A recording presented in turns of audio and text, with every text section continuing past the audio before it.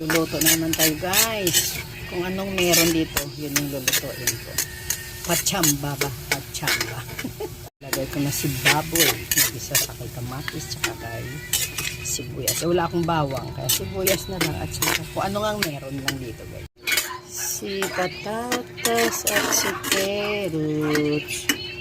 Yan na guys, naglagay tayo ng mushroom.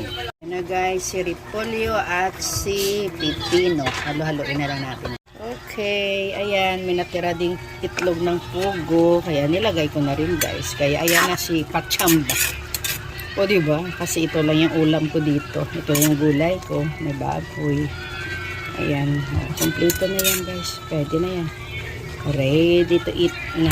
Ay, ano pa pala? So kain na tayo guys. Luto na yung aking ulam. Well, egg.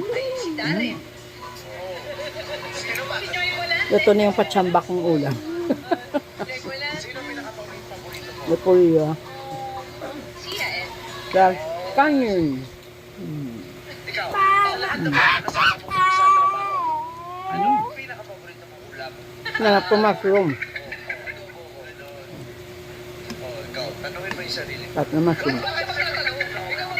And guys.